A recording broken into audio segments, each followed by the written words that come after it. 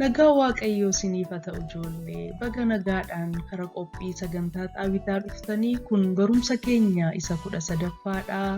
Waaqayyo nu gargaaree araara isaa nu baay'isee jennaan har'as barumsa adda biraa fidannee dhufneerra. Nu waliin turaatii dubbii sagalee Waaqayyoo dhaggeeffadha. Egaatu sagantaa keenyan jalqabiin dura Waaqayyoon hin kadhanna. Kadhannaa kana dubbisaatii ana wajjin hin kadhadha. Waaqayyo qulqulluu sodaatamaa galatoomi tiksee keenya waan taateef eebbifami cubbuu keenya nuuf dhiisi sagalee kee nu barsiisi sagalee keetiin akka jiraannuuf nu gargaari maqaa gooftaa Yesuusiin si kadhanneerraatii ameen. Har'a waa'ee Abrahaam itti fufneetu walii wajjiniin barannaa. Seenaa nuti har'a barannu Abrahaamii fi Loox gargar bahanii kan jedhu ta'a. Kan inni argamu immoo seera uumamaa macaafa qulqulluu isa jalqabaa jechuudha. Kutaa macaafa qulqulluu isa jalqabaa seera uumamaa boqonnaa 13 keessatti argama. Egaa yeroo darbee akka barannee turree biyya Kana'aan keessatti beelli guddaan waan tureef Abrahaam, Loox, Saaraan, haati manaansaa hundumtuu wal fudhataniitu gara biyya Gibxii dhaqanii turanii. Achi dhaqaniitu horii baay'ee, harree baay'ee, midhaan baay'ee fidatanii akka isaan dhufan yeroo darbee walii wajjiniin barannee turre. Egaa erga isa fidatanii dhufanii biyya isaaniitti deebi'anii booda baay'ee eebbifamanii qabeenyi isaanii baay'atee sooromanii warqeef meetii hedduu horataniitu jiraachaa turan. Egaa akkuma fakkii kanarratti argitanii tiksee baay'ee qabuu turanii, horii baay'ee qabuu turanii, hojjetoota baay'ee qabuu turanii, baay'ee eebbifamaniitu qabeenya amma kana horatanii lafa sanarra jiraachaa turan. Egaa sababii baay'ina qabeenya isaaniirraan kan ka'e guyyaa tokko tikseen Abrahaamii fi tikseen Loox walitti bu'uu jalqaban. Egaa maaliif akka isaan walitti bu'an yoo beekuudhaa baanne illee garuu kan natti fakkaatu lafarratti ta'uu danda'a, bishaan irratti ta'uu danda'a, yookiin immoo lafa margaa irratti ta'uu danda'a. Walitti bu'uu fi wal loluutti ka'an. Kanumaan Abrahaam waa'ee wal loluu tiksootii kanaa hin yaadeetu maal gochuun irra jira jedheetu yaadeetu yaada isaa keessatti Looxitti haasa'e.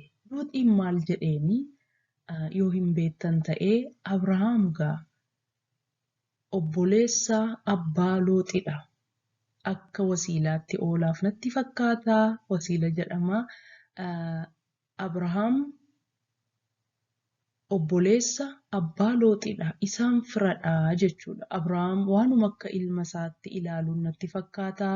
Abbaan Loox immoo du'ee waan tureefi Loox kuni Abrahaamumaa wajjin adeemeetu nama jiraachaa turedha. Isaan fira dhiyooti jechuudha. Kanumaan Abrahaam maal jedheeni Looxiini anaaf ati obbolaadha, nuun maatii tokkodha. Sababii tikseen keenya wal lolaa jiraniif gargar ba'uu hin qabnu. Kanaafi kottuu yoo ati gara bitaatti adeemtee an gara mirgaattan adeema. Yoo ati gad adeemtee an olin adeema. Akkasittiin lafa siif ta'u lafa horii keetti tiksattuu fi lafatti jiraattu filadhu. Gara ati adeemte tun ta'in gara ati hin adeemiin sanaa bitaa yoo ta'e mirgan adeema. Akkasittiin gargar baanee nagaaf jaalalaan gargar baanaa jedheetu Looxiin isa gaafate. Kan baay'ee isinitti tolu Abrahaam nama guddaa ture, nama beekessa ture, hundumaa ol immoo nama Looxiin jaallatu ture. Kanaaf filannoo isa jalqabaa Looxiif kenneetu inni akka filatuuf carraa isaaf. Loox immoo ilaaleetu gara laga dachaa Yordaanos naannoo magaalaa Sodoomiif Gomoraa jedhamu lafa bareedaa fi magariisa lafi isaa akka biyya Gibxii kan lalisee fi kan bishaan qabu lafa sana jaallateetu ani kara kanatti deemaa jedheetu Abrahaamitti hime. Egaa akkuma fakkii irratti argitanii Loot gara Sodoomiif Gomoraa gara gajjallaa adeeme, Abrahaam immoo gara lafa Kana'aan ol kara lafa Beetel jedhamu sanatti gara sanatti hafee jechuudha. Kanumaan Abrahaamiif Loot gargar ba'anii nagaatti tureedhanii horii isaanii tiksee isaanii gargar baafataniitu gargar adeeman. Kanumaan Abrahaam erga Looxiin geggeessee dhufeetu lafa aarsaa ijaareetu Waaqayyoon galateeffatee jechuudha. Yookiin Waaqayyoon kadhate. Bara durii namoonni lafa aarsaa ijaaraniitu Waaqayyoon kadhatuu turani bara Abrahaam fa'aa keessaa. Akkuma kana lafa aarsaa ijaareetu Waaqayyoon kadhate. Yeroo inni kadhatu Waaqayyo sitti dubbate. Waaqayyo maal jedheeni Abrahaam? Sanyiin kee akka cirrachaa hin baa'atu jedheetu itti dubbate. Lammaffaa immoo Waaqayyoo Abrahaam gara bitaa kee ilaali, gara mirga kee ilaali, gara olii ilaali, gara gajjallaa ilaali. Lafa kana hundumaa an sanyii keetiif bara baraan nan kennaa jedheetu kakuusaaf gale. Egaa asitti Waaqayyo Abrahaamiif kakuu meeqa galee? Kakuu 2 galee. Inni tokkoffaa sanyiin kee akka cirrachaa hin baa'atu kan jedhudha. Inni lammaffaa immoo lafa ati argitu kana hundumaa gara bitaatti, gara mirgaatti, gara bahaatti, gara dhiyaatti, kara hundumaatti dabarseeni sanyii keetii fi bara baraan dabarsee nan kennaa jedheetu Abrahaamiif Waaqayyo kakuu kakateefi jechuudha.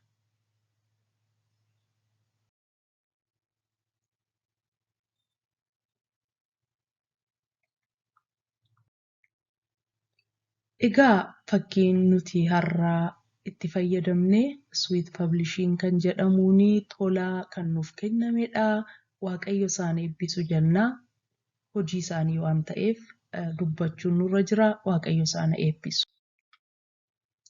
Egaa Looxiif Abrahaam maaliif adda ba'anii jenneetu walii wajjiniin ilaalla. Jalqabaa yoo hojii macaafa qulqulluu keessaa yoo ilaalle seera uumamaa boqonnaa 12 irratti Waaqayyo Abrahaamiin maal jedhee maatii kee keessaa fira kee keessaa adda ba'iitii gara lafa ani agarsiisuutti adeemii ittiin jedhee ture. Abrahaam garuu yeroo lafa biyya sanaa ba'etti abbaa isaas fudhatee ba'ee ture. Looxiinis mucaa obboleessa isaas fudhatee ba'ee ture. Egaa Abrahaam amma jiraatu akka Waaqayyotti himetti adda hin baane ture. Ammayyuu fira isaa gidduu ture. Ammayyuu Loox duukaa ture jechuudha. Egaa kanaaf Waaqayyo kakuusaa kan inni kakate Abrahaam duwwaaf waan tureef. Waaqayyos immoo adda baasee maatii kee hundumaarraa adda ba'i anaaf adeemii waan jedheenii tureef Waaqayyo amma inni Looxirraa adda ba'utti isa eegaa ture jechuudha. Kanaaf Waaqayyo Abrahaamirraa waan kakuu qabuu fi Looxirraa akka inni adda ba'u jaalala Waaqayyoo ture jechuudha. Adda ba'uun kun immoo kan jibbaa, kan wal loluu utuu hin taane Abrahaam qobaamatti Waaqayyoof adda ba'ee waan jiraachuu qabuuf akka kanatti adda ba'ee qobaasaatti Waaqayyo wajjin akka inni adeemu Waaqayyo irraa barbaadee ture.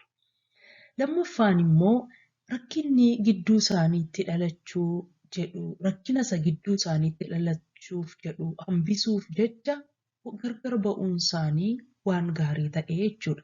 Akka waliin lolleef lafa hirataniitu adda ba'anii jechuudha. Yoo walii wajjiniin turan warri tiksee horii wal lolanii isa booda kan itti fufee wal lolu immoo Abrahaamiif Loot ture. Garuu Abrahaam beekessa waan ta'eef kana hambisuuf jedheetu qabeenyi keenya baay'eedha. Lafni kun immoo qabeenya keenya baachuu waan hin danda'iinii fi tikseen keenyas waan wal lolaa jiraniif kottu qabeenya keenya fudhanneetu gargar baanaa jedheetu Looxitti himeetu akka isaan gargar ba'an godhe jechuudha. Egaa gargar ba'uu isaanii irraan kan ka'e rakkinni gidduu isaaniitti uumamuuf ture furmaata argate jechuudha. Takka gargar yoo baane yoo waa walirraa hiranne nagaaf jaalalaan nagaallee fiduu danda'a jechuudha. Adda biraan immoo Abrahaam utuu of hin jaallatiin dursa Looxiif kennee ture. Maal jedhee Loox an lafa magariisa kanan fudhadhaatii ati gara barbaadde dhaqii ittiin hin jenne. Garuu maal jedhee gara barbaadde filadhu ani immoo lafati filatte tuun ta'in gara achi aanuun fudhadhee adeemaa ittiin jedhe. Egaa filannoo gaafa inni kennuuf Loox immoo akka nama mataasaaf waan gaarii jaallatu tokkootti lafa magariisa ta'ee fi lafa bishaan baay'ee qabu kara laga Yordaanos sanaa filateetu gara lafa sanaa adeemeetu jiraatee jechuudha. Egaa Abrahaam maal godhee Looxiif dursa kennee yeroos immoo Loox lafa magariisa fudhatee lafa bishaan qabu Abrahaam immoo lafa Waaqayyotti agarsiisee lafa Kana'aan dhaqeetu fudhatee jechuudha. Egaa wanti guddaan nuun seenaa kanarraa immoo barannu inni sadaffaanii namoota kaaniif dursa kennuu irraa barannaa jechuudha. Utuma kana hundumaa irraa barannu seenaa kanarraa jireenya keenyaaf immoo waan tokko maal barannaa isa jedhu immoo walii wajjiniin ilaalla. Yeroo tokko tokko Waaqayyoo namoota yaada Waaqayyoo biraan nuun geenyerraa adda akka nuun baanu hin barbaada. Egaa Waaqayyo akkuma sila isinitti himee ture Abrahaamiif kakatee ture. Abrahaamiin saba guddaan si godhaa, maqaa kee nan guddisaa, sanyii kee nan baay'isaa jedhee kakateefii ture. Waan kakateefiif Looxirraa akka inni addaan ba'u barbaadeera. Sababiinsaa jalqabumaa seera uumamaa 12 irratti yeroo Waaqayyo Abrahaamitti dubbate maatii keerraa adda ba'i waan jedheef egaa Looxirraa adda ba'uutu irra ture Abrahaam yaada Waaqayyoo kana bira ga'uudhaaf jechuudha. Egaa nuun immoo har'aa Waaqayyoo maatii keerraa adda ba'ii, fira keerraa adda ba'ii nuun jechuu dhiisuu danda'a. Garuu jireenya keenyaaf immoo waan tokko kanarraa barachuu hin dandeenyu. As keessatti akkasiin na hubattan kanan barbaadu Loox nama yaraa miti, nama gaariidha. Garuu nuun immoo jireenya keenya keessatti hiriyaa amala gadhee qabu yoo qabaanne, hiriyaa Waaqayyoo wajjiniin hin adeemne yoo qabaanne, hiriyaa Waaqayyoorraa yaada Waaqayyoorraa nu fageessu yoo qabaanne hiriyaa akkasiirraa dafneetu nagaadhaan adda ba'uu qabna jechuudha. Akkuma Abrahaam Looxirraa nagaadhaan adda ba'ee nuunis namoota gara Waaqayyootti nun geessine, namoota amala gaarii nutti hin agarsiisne yookiin immoo namoota shaakala yaraa ta'e nama barsiisan yookiin nama agarsiisan irraa dafnee adda ba'uu qabna. Amma fakkeenyaaf mana barumsaatti hiriyaa waa hatu yoo qabaattanii nama hatu sanarraa adda ba'uutu nurra jira jechuudha. Sababiinsaa yoo walii wajjiniin turree amala nama sanaa waan fudhachuutti kaanu. Yoo walii wajjiniin turree yaada Waaqayyo nuuf qabu, akeekaaf kakuu Waaqayyo nuuf qaburraa waan adda nu baasuuf nama yaraa sanarraa dafnee adda ba'uu qabna jechuudha. Akkasumallee jireenya keenya keessatti amala yaraa yoo qabaanne illee isarraa adda ba'uun nurra jira jechuudha. Egaa seenaa kanarraa kan nuun barannu hiriyaa Waaqayyoon hin sodaanne, Waaqayyoof hin abboomamne yookiin Waaqayyoon hin jaallanne yoo qabaanne nama sanarraa fagaachuun nurra jira. Nama sanarraa fagaannee immoo namoota Waaqayyoon sodaatan, namoota gara yaada Waaqayyootti nu butan, namoota sagalee Waaqayyoo dubbatanii ittiin jiraatan, namoota akkasiitti siqnee isaanii wajjin hiriyaa taanee wal jajjabeessuun nurra jira jechuudha. Keessumaa yeroo dargaggummaa keenyaatti waan kana sirriitti filannoo gochuutu nurra jira.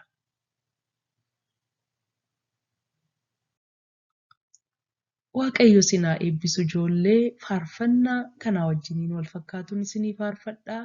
Obsaan na dhaggeeffadhaa. Waan na dhaggeeffattaniif immoo Waaqayyo isin haa eebbisu. Looxiin adda baasee gooftaan Abrahaam irraa ga'ee waan hin qabneef inni waamicha isaarraa. Looxiin adda baasee gooftaan Abrahaam irraa ga'ee waan hin qabneef inni waamicha isaarraa. Har'as adda ba'uu qabna hiriyaa yaraarraa. waan irraa nu fageessuufi yaada gooftaarraa har'as adda ba'uu qabna hiriyaa yaraarraa waan irraa nu fageessuufi yaada gooftaarraa hiriyaa yaraana mala gaarii mancaasaa akeekaa ofii biraasi nama hambisaa sibiilli sibiilaani ni qaramaati michoomuu anaafi wayya nama qajeelaatti hiriyaa yaraana mala gaarii mancaasaa akeekaa ofii biraasi nama hambisaa sibiilli sibiilaani ni qaramaati michoomuu anaafi wayya nama qajeelaatti maaloo na gargaari gooftaa filannoo kootti akkan hiriyaa filadhuuf akka keeka keetti maaloo na gargaari gooftaa filannoo kootti akkan hiriyaa filadhuuf akka keeka keetti looxiin adda baase gooftaan Abrahaamirraa ga'ee waan hin qabneef inni waamicha isaarraa har'as adda ba'uu qabna hiriyaa yaraarraa waan irraa nu fageessuufi yaada gooftaarraa waan na dhaggeeffattaniif Waaqayyo sinaa eebbisuu.